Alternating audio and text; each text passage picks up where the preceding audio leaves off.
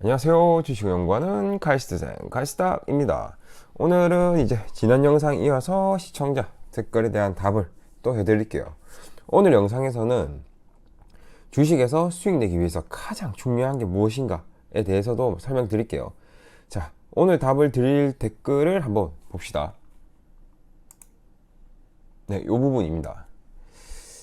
수익 내기 위해서 가장 중요한 포인트 설명드릴 예시니까 꼭 끝까지 구독자분들은 시청해 주시길 바랍니다. 최소한. 그리고 저번 영상도 그렇고 오늘 영상도 그렇고 그냥 듣고 아무것도 안 하면 어떠한 변화도 오지 않습니다. 단 한 번이라도 본인이 매매하고 있는 종목에 대입을 해보시기 바랍니다. 꼭 한 번이라도 해보세요. 자, 댓글 내용이 푸드나무 2021년 주가 상승은 합작사 설립으로 인한 단기 이슈로 상승, 지속적 순이익을 내기 어려움, 대체 제품이 많아서 요렇게입니다. 요렇게 내용을 달아주셨습니다. 일단 2021년도 차트를 한번 봐봅시다. 자, 보시면 여기가 2021년도죠. 댓글을 달아주신 구독자분 말씀대로 합작사 설립 이슈로 단기 상승한 게 맞습니다. 자, 이제 여기서부터 잘 보세요. 다른 시간 가졌을 때는 움직임 역시 달라진다는 걸. 만약에 모멘텀이 합작사 설립이고 이 모멘텀을 발견한 시기가 21년 6월이라고 가정을 하면 어떻게 해야 할까요? 네, 바로 매수를 들어가야 합니다. 자, 만약에 2021년도 9월이라면 상승하고 조정받고 있는 중이죠. 이 9월에 발견을 했다면 어떻게 해야 할까요? 당연히 매수하면 안 됩니다. 그리고 21년도 11월에 발견을 했다면요, 당연히 매수하면 안 되고 거들떠 보지도 말아야 합니다. 그쵸?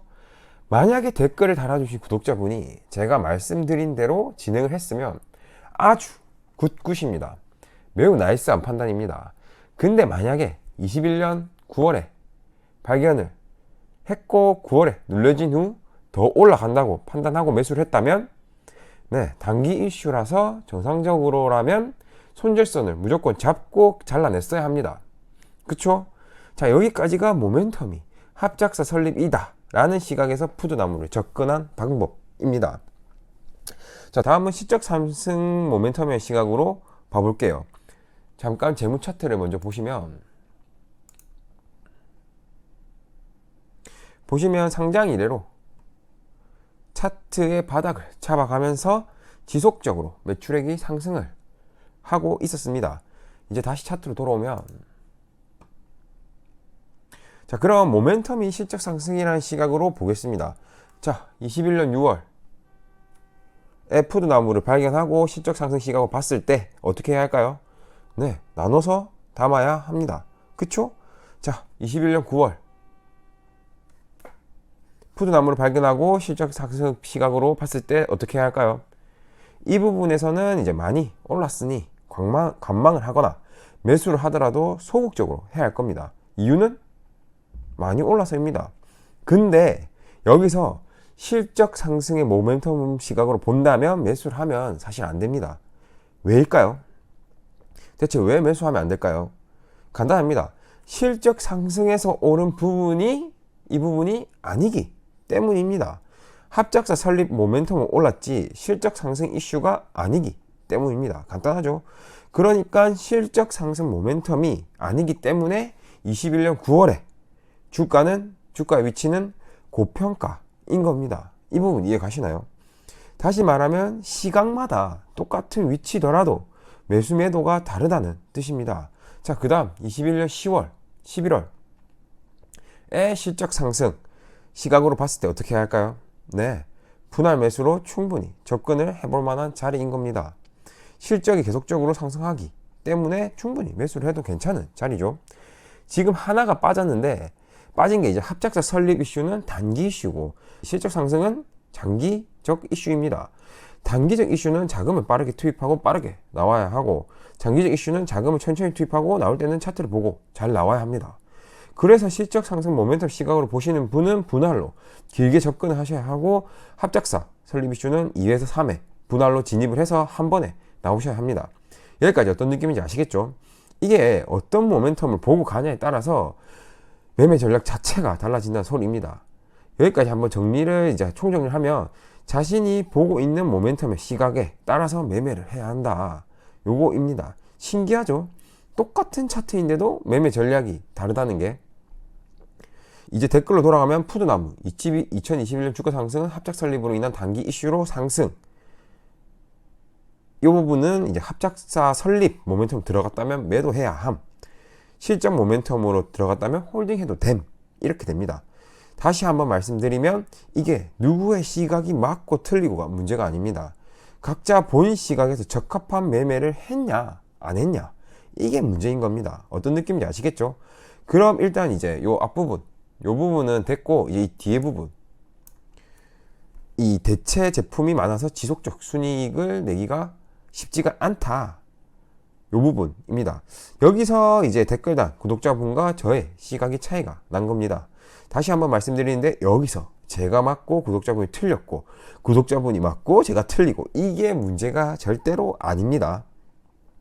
각자의 시각에 맞는 매매 전략이 중요한 겁니다. 그럼 이제 왜 저는 앞으로 푸드나무를 괜찮게 보는 이유에 대해서 말씀드릴게요. 일단 재무 차트. 이 재무 차트를 보면 매출액이 꾸준히 늘어나고 있습니다. 심지어 작년에 2021년도에도 늘어났습니다. 일단 구독자분 말 중에 대체 상품이 많다. 이거에 대해서 말씀하셨는데 일단 구독자분 말씀대로 국내에서는 포화 상태가 맞는 거 맞습니다. 이미 2019년도부터 각종 닭 브랜드들이 나와서 시장에 포션을 두고 막 쌓아왔습니다. 그리고 지금까지 꾸준히 새로운 브랜드들이 나오고요. 자, 여기서 생각해 보실 게 그렇게 되면 최소한 작년에 2021년도 매출액이 오르면 안 됩니다. 왜냐? 이미 포화 상태이기 때문입니다. 닭가슴살 먹는 사람이 갑자기 한 덩이 먹다가 모두가 두 덩이를 먹지 않을 거니까요. 이상하죠? 그럼 포화 상태인데 매출액 상승분이 어디서 나왔을까를 생각해 봐야 합니다. 그쵸? 이럴 때 이제 재무제표를 봐야 합니다. 자, 푸드나무 재무제표를 먼저 보면 사업보고서 들어가셔서 이 사업의 내용에 들어가셔서 매출 및 수주사항을 보시면 됩니다. 보시면 제품 매출, 이 제품 매출이 꾸준히 늘어나고 있습니다. 보이시죠? 오잉? 그럼 진짜로 두 덩이를 먹는 건가? 하실 겁니다. 근데 랭킹닷컴을 사용하시는 분들은 아실 겁니다. 닭가슴살만 파는 게 아닙니다. 정말로 다양한 제품들이 팝니다. 음료, 빵, 물 등 진짜 종류도 다양하고 심지어 맛있습니다. 이렇게 제품을 다양화해서 닭가슴살 시킬 때 나머지도 시키게 만든 겁니다. 이 사업 구조 이해하셨죠? 그리고 수출 부분도 보시면 조금씩 늘고 있습니다. 아직은 미비하지만 조금씩 늘고 있습니다. 이런 이유 때문에 매출액이 지속적으로 상승한 겁니다. 정리를 해드리면 닭가슴살 시장은 포화, 하지만 다른 영역의 제품을 판매함으로써 함께 사게끔 만들었다. 이렇게 됩니다. 다시 말하면 물을 만드는 기업, 음료를 만드는 기업, 빵을 만드는 기업, 이런 기업들의 포션을 가져왔다는 소리입니다. 왜냐하면 닭가슴살 주문하는 사람들은 꼭 닭가슴살 주문을 하거든요. 그러면 그 주문을 하면서 동시에 다른 것도 같이 주문하게 되는 구조. 그리고 이제 이 랭킹닷컴 시켜보면 아시겠지만 맛도 있으면서 칼로리도 낮습니다. 그래서 시키게 되고 배달비 생각하면 물이랑 음료 이런 거 다 시킵니다. 여튼 재무제표를 보면 이유를 찾을 수 있고 그 찾은 이유가 지속될까 생각을 해보면 됩니다. 저는 지속될 거라고 생각하는 게 해외 시장도 열리고 있고 동시에 물가 상승에 맞게 가격 인상을 적절히 하고 나면 매출액이 더 올라가고 동시에 물가가 다시 정상화되면 가격 인하는 안 하니까 순이익도 증가할 것으로 생각하는 겁니다. 어떤 느낌인지 아시겠죠? 그래서 이제 제가 자동일지 차트를 보면 매매 내역이 나오는데 이렇게 매매를 한 겁니다. 나눠서 꾸준히 사고 있었고 여기 위에서 한번 팔고 여기서는 이제 비중 조절, 시장이 안 좋아서 비중 조절 때문에 팔고 이 앞쪽 이 부분은 이제 제가 잘못 팔아가지고 다시 산 겁니다. 그 자리에서 그날 그대로 팔고 사고 한 겁니다. 이런 식으로 모멘텀이 실적 상승에 맞게끔 매매를 하고 있는 중입니다. 여튼 이렇게 앞서 말씀드린 내용들로 저는 푸드나무를 보고 있고, 이러면 이제 이 댓글에 대한 모든 내용을 답을 드린 것 같네요. 이제 오늘 내용 총 정리를 하면 본인이 보고 있는 시각에 맞는 매매 전략을 세워서 움직여라, 이거입니다. 이게 이제 주린이 분들은 아마 대부분 모르실 거고, 이미 매매하고 있는, 심지어 오래되신 분들 중에서도 놓치고 있는 부분일 겁니다.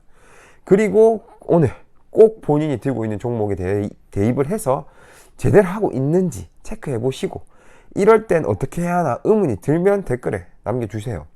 네, 오늘도 이제 하나의 질문에 대한 답을 드렸네요. 아직 질문이 하나 더 남았는데 이것도 중요합니다. 2019년도 푸드나무 주가가 해당 연도 매출액 대비 적정 주가라 가정하는 이유는 무엇이고, 2019년도가 고평가가 된 거라면 주가는 더 오르지 않을까? 요 질문인데, 이 질문에 대한 답을 또 드릴게요. 2019년도라고 하면 이제 요 앞부분입니다. 요 앞부분인데 이게 고평가라면이라는 가정인데, 이제 이 질문에 대한 답을 또 드릴게요. 답은 간단한데 또 아주 중요합니다. 네, 오늘도 이제 들어주신다고 고생하셨고, 네, 오늘은 여기까지 컷하고 도움되셨다면 구독, 좋아요 감사합니다.